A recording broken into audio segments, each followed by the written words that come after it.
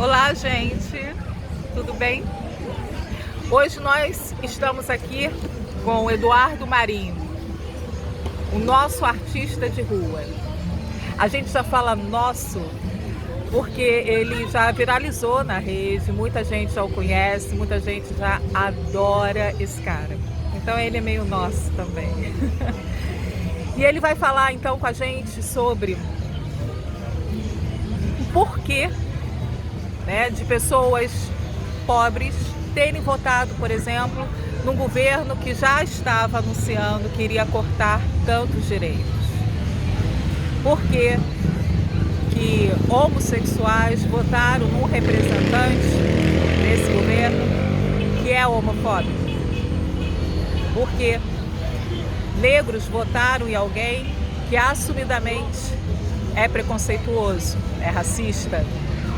Por que mulheres votaram num homem misógino?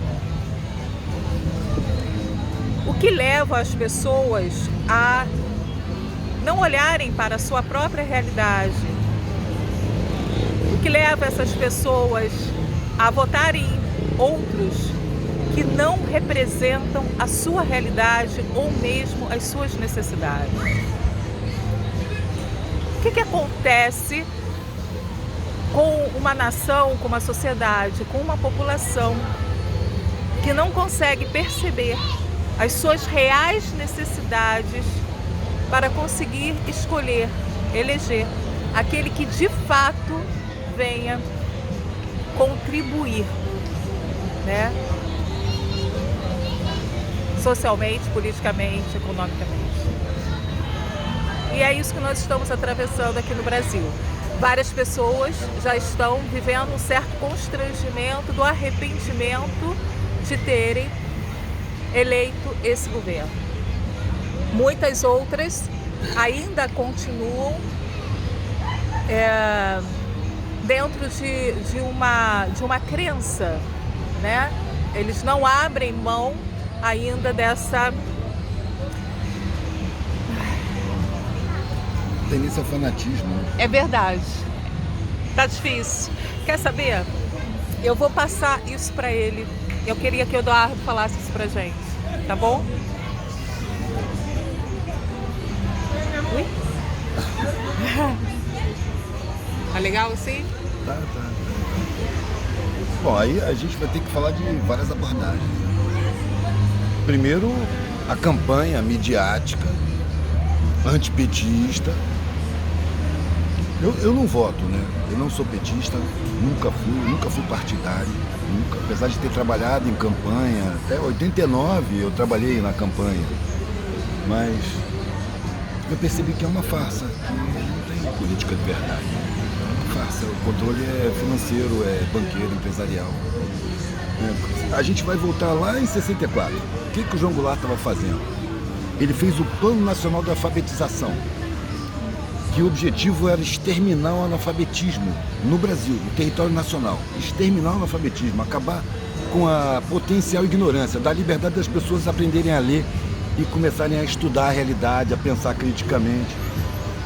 Foi o Plano Nacional de Alfabetização, que foi feito um programa piloto com Paulo Freire, à toa que chamaram ele de energúmeno. Paulo Freire fez um programa, um método de ensino que foi aplicado em Angicos, a localidade onde mataram o Lampião. E não foi por isso, foi porque ali era o município mais pobre do Brasil. O menor índice de desenvolvimento era em Angicos. O maior índice de analfabetismo do Brasil era em Angicos. E o cara foi lá com professores vocacionados, todo mundo apaixonado pelo método. E em 40 horas de aula ele alfabetizou 300 lavradores adultos. 40 horas de aula, usando palavras do dia a dia, e inclusive questionando a própria realidade que eles viviam. E isso lá, naquela época, já era chamado de a praga comunista pelos fazendeiros da região. Então tem uma praga comunista lá em Angicos. Por quê? Porque estava dando condição das pessoas exploradas de pensar, de refletir, de questionar a sua situação. Mas deu certo, foi em 61, e o Paulo Freire foi chamado para dirigir o Plano Nacional de Alfabetização. Por isso e por alguns outros motivos, como a reforma agrária, o apoio ao sindicalismo, ele foi derrubado. Foi derrubado porque estava criando condições de empoderar a população. E a população tem que ser escravizada, na visão dos dominantes. Então ele foi derrubado. E imediatamente os militares colocaram todo mundo ligado ao Plano Nacional de Alfabetização na lista de terroristas, de procurados. Todos os professores que estavam apaixonados pela ideia de alfabetizar todo mundo, de exterminar o analfabetismo no Brasil, todos foram considerados terroristas. Tiveram que fugir do Brasil, milhares de pessoas. Muitos foram presos, torturados, expulsos, tiveram suas vidas sacaneadas. Por quê? Porque tinham a intenção de educar de verdade. Você vê o sistema de educação. A educação pública não tem a menor intenção de criar instrução. Pelo contrário, a educação pública cria gente explorável, gente ignorante, gente escravizável, gente enganável, conduzível pela mídia e seus laboratórios de pensamento com psicologia do inconsciente, acreditando no que eles querem. Por isso que você vê pobre votando num governo que visivelmente vai atacar os pobres. Não, um presidente que já tinha candidato ainda, ele já dizia que o trabalhador que quer direitos não pode ter trabalho. Exato. Se quiser ter trabalho, não pode ter direitos. Foi isso. Você já vê a índole do cara. É. E as pessoas não têm condição de interpretar isso. Porque uma das coisas que os militares fizeram logo em 64 foi cortar os reajustes do salário. Era uma época de inflação galopante. Os professores públicos simplesmente tiveram seus salários congelados. Houve um incentivo por bancos nacionais para a criação de escolas particulares. O governo financiava quem quisesse formar uma escola particular. A escola particular é paga, não é para o povo. Então houve um êxodo de professores, porque as escolas particulares pagavam melhor do que a escola pública. Eu lembro quando os professores das escolas públicas faziam concursos para entrar em escolas particulares. Não que na escola particular o ensino fosse humanista, profundo, que tivesse como objetivo uma sociedade harmônica, não. Dava a condição de você ser um bom profissional. A educação é toda em cima do modelo empresarial. Prepara competidores para o mercado de trabalho e não seres humanos para harmonizar a sociedade. A harmonia social não está no campo de visão, não está nos objetivos. A harmonia social não é o objetivo do ensino. O objetivo do ensino é criar competidores para o mercado de trabalho no ensino particular. O ensino público é criar a massa explorável, a massa de segunda categoria, fácil de enganar, fácil de conduzir. Aí dá para entender por que viado votou em Bolsonaro. Dá para entender por que preto favelado votou em Bolsonaro. Então, não é um espanto, não dá para se revoltar, dá para perceber que o esquema social foi armado para isso. As pessoas são enganadas facilmente porque não têm acesso à instrução, não têm acesso à informação. Na mão de quem que estão as comunicações? De mídias empresariais. O modelo empresarial interessa a elas e não o modelo humanista. O modelo de sociedade que a gente vive não tem o ser humano como centro de importância. Tem os interesses empresariais como centro de importância. O ser humano está em segundo plano.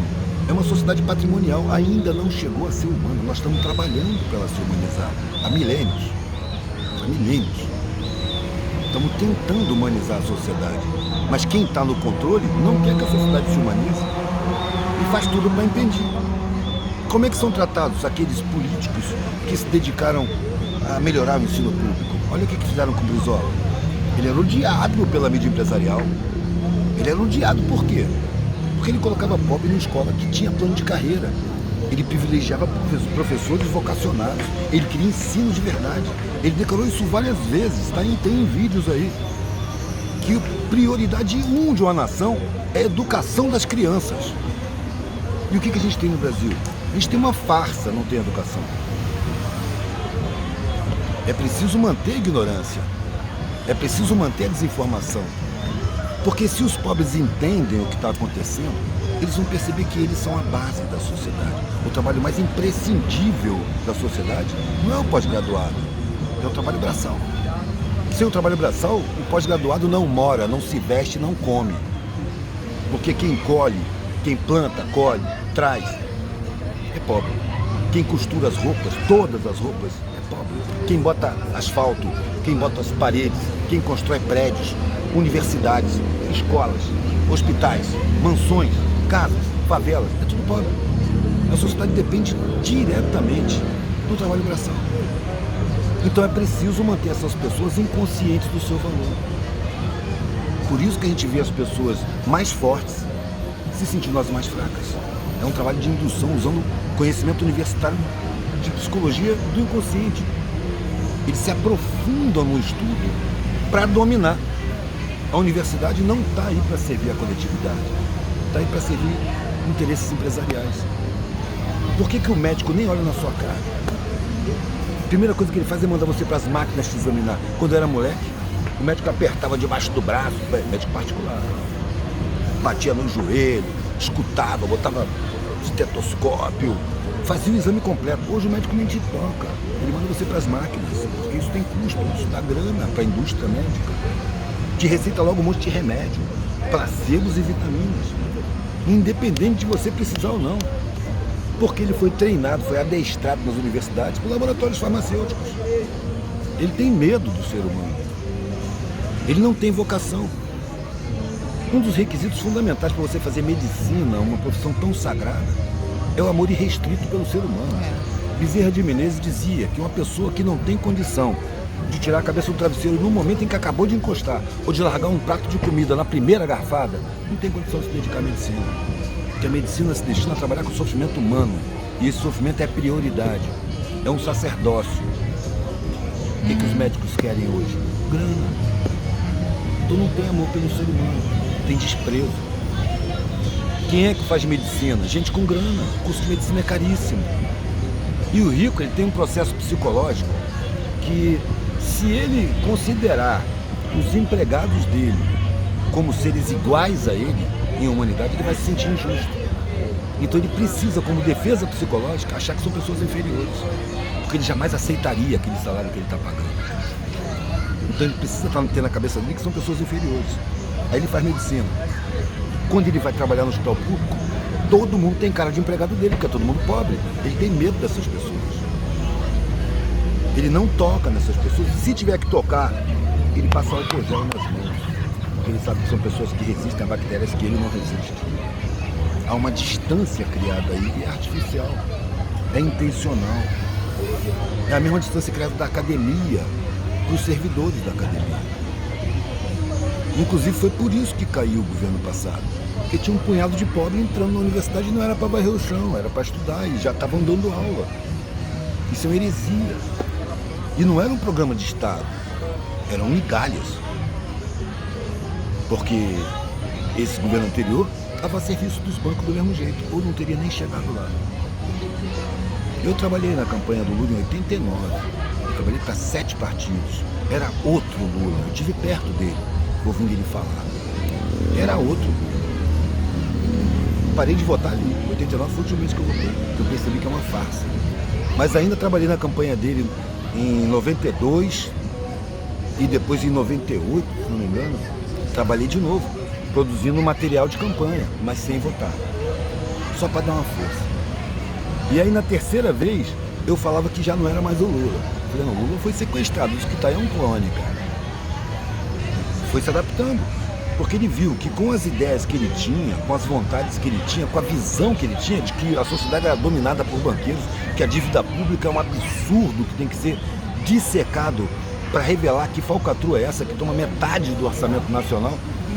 Ele viu que se ele mantivesse as propostas que ele tinha, ele não seria eleito. Ele percebeu que o esquema não deixaria isso. E aí, o que aconteceu? Ele deixou o projeto político coletivo de lado e passou para um projeto pessoal. Ele era um vendedor de amendoim que queria chegar à presidência. É a história dele. E aí, o que ele tem que fazer para chegar à presidência? Compor com o poder verdadeiro, que não é o poder público, é o poder do mercado financeiro. E quando eu vi ele ser abraçado pelo presidente do FMI, se abraçar com Antônio Carlos Magalhães, se abraçar com Sarney, aí eu já vi que o governo dele ia ser um governo vendido, rendido. O que aconteceu foi que ele, por ter sido pobre, ele tem aquela solidariedade de favela. Então ele servia os patrões, mas jogava umas migalhinhas para os escravos, botava uma serragem onde tinha umidade, deixava alguns poucos para o patrão não ficar vendo, né, para o patrão perceber pouco, uns poucos vão estudar.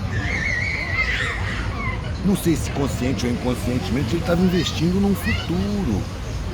Porque as pessoas que entram na universidade, ao contrário do que pensa a classe média, as pessoas que vêm de favela e entram na universidade, elas não querem mudar de classe. Elas querem trazer aquele conhecimento para a galera. Então se estabeleceu uma ponte. Pela primeira vez, na universidade tinha vivência de base, vivência periférica, uma experiência que os acadêmicos nem acreditam que existe. E ao mesmo tempo tinha conhecimento acadêmico chegando na periferia através dessas figuras. Uma coisa que nunca tinha acontecido. Quando o conhecimento acadêmico chegava na favela antes, chegava por gente da classe média, que não tem intimidade com favela, que não chega lá para servir de conhecimento, chega lá para ensinar, já tem um patamar de superioridade. Não tem eficiência isso. Você tem que se sentir igual, você tem que se sentir devedor. Se você entrou na academia, você teve acesso a um direito comum a todos, que é negado. Então você está tendo um privilégio. E um privilégio no mundo que não tem direitos respeitados é uma grande responsabilidade coletiva. Mas você vai ser convencido de que isso é um merecimento pessoal. Você vai ser egoizado. Vai ter seu egoísmo estimulado. Não, eu mereci. Eu me esforcei. Eles não se esforçam. Como não se esforçam? Vai viver numa favela. Vai ver se não se esforçam. Pega um pós-doutorado aí, bota dentro de uma favela, vive aí, mano. Ele não aguenta. Não aguenta, ele não sabe. Ele vai ter que pedir ajuda. Ele vai quebrar o pedestal de vidro dele. Porque é isso que acontece. A academia coloca as pessoas num pedestal de vidro. E elas ficam ali morrendo de medo e achando que elas é que têm a solução para as coisas. Elas não percebem nem a própria roupa costurada por pobre. Não sabem que a barriga dela está cheia por causa de trabalho de pobre. Não sabe que a cama que ela está dormindo foi feita por pobre. Não leva em conta. Não leva em conta. Quando eu vejo um pobre votando no Bolsonaro, eu não tenho raiva dele. Eu tenho raiva do sistema social que impediu essa pessoa de ter senso crítico, que roubou dessa pessoa direitos constitucionais, direitos humanos, direitos básicos, fundamentais, que é a obrigação do Estado. E se o Estado não cumpre a sua lei máxima, ele pode ser classificado como uma organização criminosa, que comete crimes contra o povo diariamente, permanentemente. O Estado, para mim, é uma coisa desmoralizada, sem moral, mentirosa, criminosa. E eu participo disso tudo. Como eu não posso mudar o mundo, eu mudei minha vida. E mudando minha vida, eu comecei a ter necessidade de botar no meu trabalho o que eu penso. Eu não tinha pretensão de fazer sucesso, eu tinha pretensão de não explodir, engasgado com as coisas que eu estou vendo, com as mentiras desumanas que eu vejo na sociedade. Eu queria botar. E assim eu me sentia bem. Com o passar dos anos, eu comecei a encontrar pessoas que me agradeciam. Não era a minha pretensão estar conscientizando ninguém. Mas se a minha necessidade de reclamar da sociedade, de denunciar as mentiras, de dizer que é tudo mentira, está servindo ao coletivo, é isso que eu tenho que fazer na vida. No meu pequeno tempo. A gente está caminhando há milhões de anos. Eu tenho aqui, esse ano vai completar 6 décadas, é uma mixaria de tempo. Agora, o tempo que eu passar por aqui vai ser fazendo o que eu quero, não o que eu fui induzido a fazer. Os valores que eu tenho, eu mesmo desenvolvi. Eu não fui convencido pela sociedade. Eu não acho que o objetivo da vida é ter grana, porque você morre. Os valores sociais são falsos. E lá onde você tem grana, porque eu já tive nesse patamar, não que eu ganhasse, mas eu pertencia a essa classe, o que eu sentia à minha volta era falsidade. Eu não queria viver num mundo falso. E eu só encontrei a sinceridade na mendicância, no chão da rua, maluco, micróbio, viajante de carona, debaixo de preconceito, de perseguição, de deboche, de hostilidade, de suspeita, de rejeição. Ali eu vi o mundo ser sincero, era isso que eu queria. Ver o mundo ser sincero comigo. Parar de mentir. Naquela mesma ideia de melhor um pé na bunda sincero do que um sorriso falso.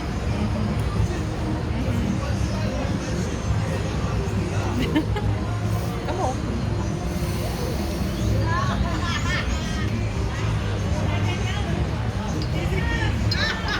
Vamos refletir um pouquinho sobre isso, né? Obrigada. Obrigada.